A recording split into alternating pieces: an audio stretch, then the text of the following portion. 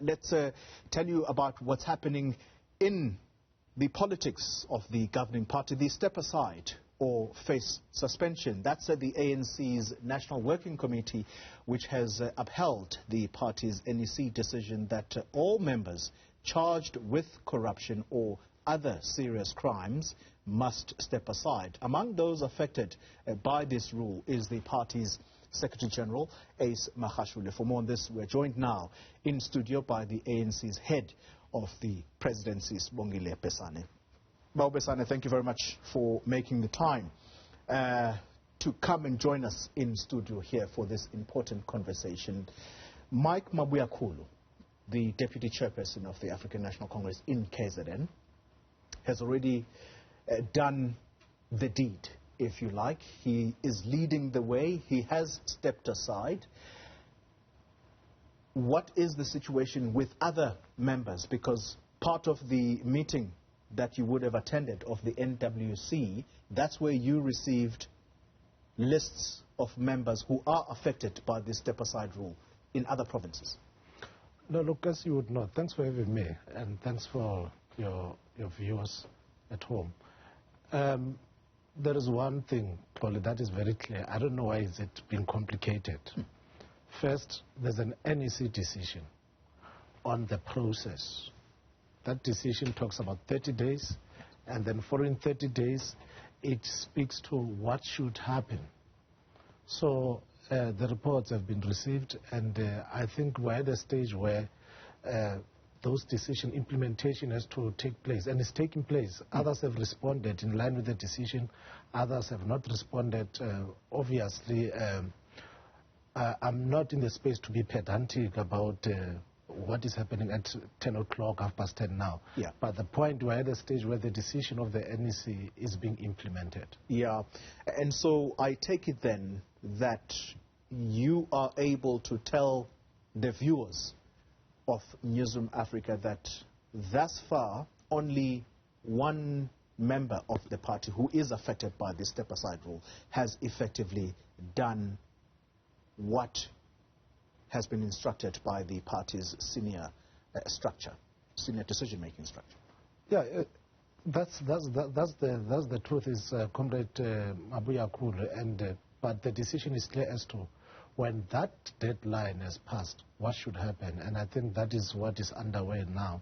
Are we at the point where letters of suspension are being dispatched to those who clearly are intransigent?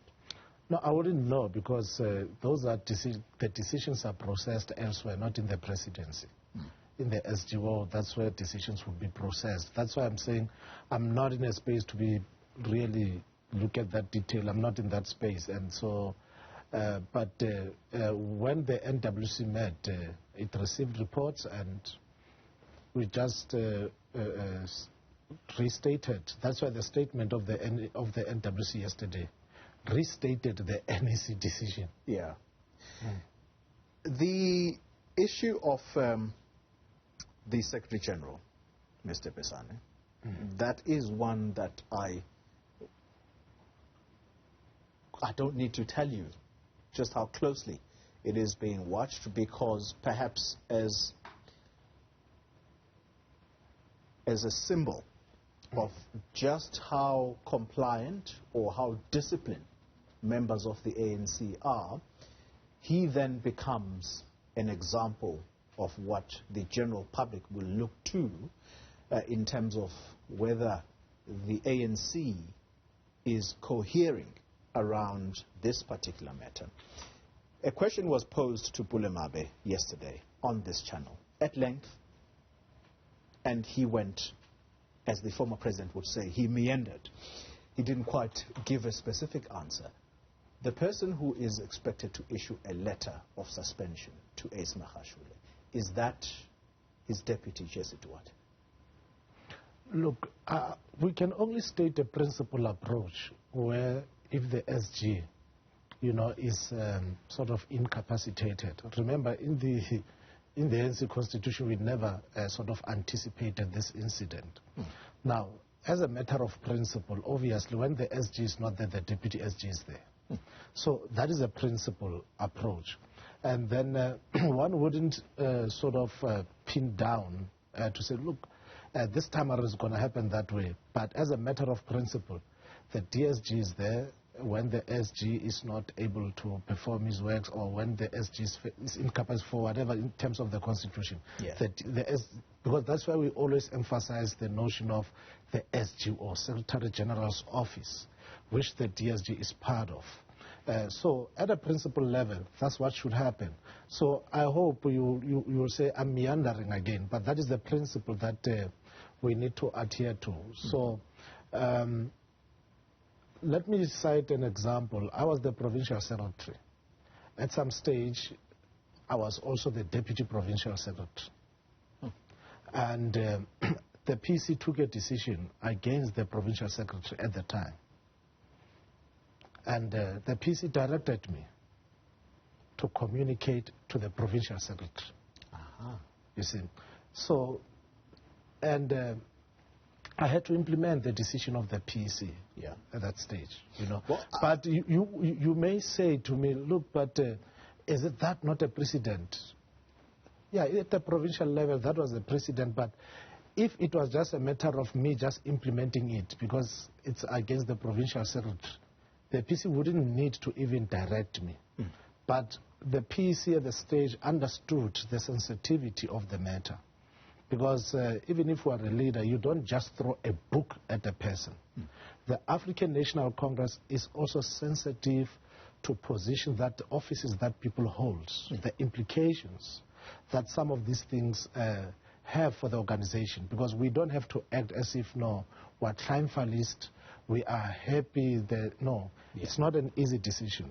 That's what I'm trying. That is why at some stage, at various levels, organizations, they navigate this matter quite sensitively. And I think, I suppose, I wouldn't know, I suppose that's what might be happening. So it doesn't just, you don't throw a book at the DSG, you don't do that. The matter of the SG is generally sensitive. It's a matter that has to be navigated sensitive. It's not indecisiveness. It's not weakness. The African National Congress is an organization that has that is very considerate to its members, to its offices. Yeah. Because we're navigating a very stiff curve here. Yeah. And I think that point has been made clear over the last couple of days. And the officials of the ANC, I had the national chairperson here on Sunday, who stressed the importance that this is not an Ace Mahashule issue, and I suppose the emphasis around that is so that the general public as well is aware. But like I say, he is a symbol. He serves as a symbol in the eyes, at least of members of the public like me, to say the ANC is indeed demonstrating that it is in charge and it is able to enforce its decisions. Before I move on from the issue of the Secretary General, on Sunday, the national officials, the top six, colloquially, that includes the President all the way down to the Treasurer General, they met. Is it true that the Secretary General told his fellow officials that he is not going to step aside voluntarily? No, I don't know, because I don't see it in those meetings. I'm not a member of the top six. But the officials accounted to the NWC on what they have been doing. There's not been such an indication. So the fact that I don't know, you know, I can't account for that. I don't know about it. I think if such an incident had occurred, the officials would have reported accordingly. But no such report was actually received. So I can't account for what happened in the officials' meeting, quite frankly. The step-aside guidelines. So there's a step-aside rule, and then there are the guidelines. So once someone like Mabuya Kulu has now stepped aside, what are his activities within the party? Is he a participant at all, or does he quite literally disappear from the space up until his matter is resolved in the courts? You would know when we resolved on this decision, I mean, especially with regards to the guidelines.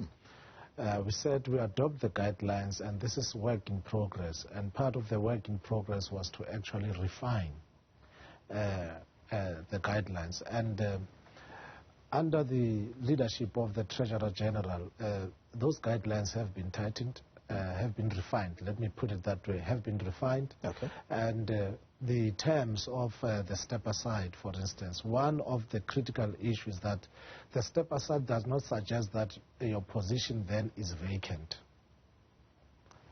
That is important. Yeah. In other words, you are not being, you cannot be replaced. You are just stepping aside so that you clear your name. But every 6 months, you know, there's a possibility of reviewing that decision. You may apply. In other words, the NEC will every 6 months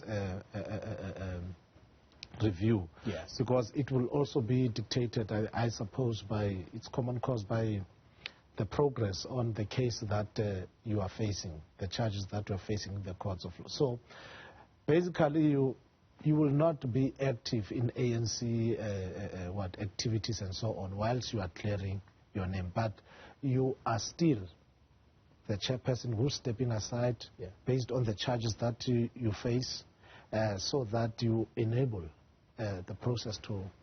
So in other words, if, say, for example, the NGC, whose date is yet to be determined, this is the midterm conference ahead of 2022, which is the elective conference, at that top table, Ace Magashule will not be sitting there if the step-aside rule is enforced upon him. Well, you can postulate that. It's a possibility. But it is also possible that post 6 months, the case may have advanced such that the NEC would have sort of resolved differently based on the progress of that case. Yeah, so it's a possibility. So it's not something that is one, because every 6 months we review these matters. And I suppose, like I said earlier, they would be dictated by the progress made or any other reason that, because the person might feel that, look, I think the NEC should review this. Take for an example, even long before we had the guidelines, you know, there are people who stepped aside in Limpopo, and they faced no charges for 2 years.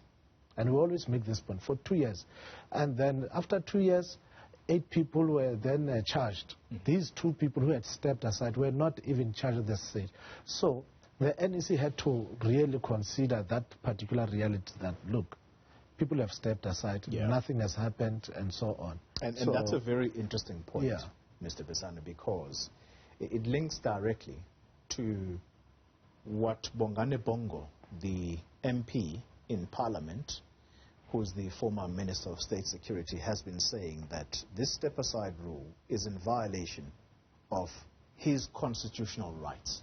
And that is something that he is willing to take all the way to the court. But before I ask you for a comment on what happens to a member who decides then to challenge this step-aside rule in the courts, which will be the first such step, there is going to be an appeals body of this step-aside rule, or around this step-aside rule. Who is going to head that? Because the understanding is that it's going to be veterans of the party. The appeals body relates to the Integrity Commission decision or recommendations. The step-aside rule is a product of conference resolution. Now, this is how you need to understand it. First, is that when you are at conference and resolving a matter, you are also creating rules of, I would say, engagement. You know, you're creating those rules of engagement. Of course, those rules of engagement are contextually anchored on the democratic dispensation that we have. That's fair enough. Now, but the rule that one of the rules that we engaged with, we agreed on, is that if we are faced with charges, you know, indicted by the courts of law, give the organization a chance, step aside so that clear your matters. You know, that's what we have agreed on. Clear your matters so that the organization, because remember the organization is functioning, it's limping in terms of its credibility from these issues of corruption and so on. Based on that, we had to take a political decision as a conference, 90% of branches. Then that is the decision that we are implementing. All right. Now, obviously, it may not be, it is a decision that may bombarded with scrutiny, and part of that scrutiny will be the courts of law. Yeah. I don't think we should actually hang people who go to courts to really test this particular matter. But you see, that's where you are capitulating. No, it's not capitulation. You're capitulating because at some point there was a resolution that any member of the ANC that takes the party to court is summarily dismissed from the party. Why is it that the ANC is going softer on that stance? No, there's no such resolution that if you take the organization to court, you are summarily dismissed or said no. Right now in the Free State, members of the ANC have taken the ANC to court. You know, there is no way that the ANC, you know, which has been at the front of producing the current constitution, then it becomes at the forefront of taking away those rights. What the ANC has always said with regards to courts of law, it bemoans that, it discourages that, without really taking the rights of people away, because it is important that political challenges must be resolved politically. And part of the reality is that there are instances where, you know, people have had no other recourse than the courts of law. So the ANC has not resolved that you go to court. I mean, many people should have been expelled by now. It's not. That is why I say it's not capitulation. We have never said your rights are taken right away. No. All right. Sibongile Besani, I wanted for this conversation to be slightly longer than where we are ending it right now, but there is the important matter, the other important matter, not to say that yours is not, of the late Queen Regent of the Zulu Nation, who is being transported, her mortal remains being transported to KZN. So that's where we are going to leave it. Thank you very much for making the time to come and visit us here in studio.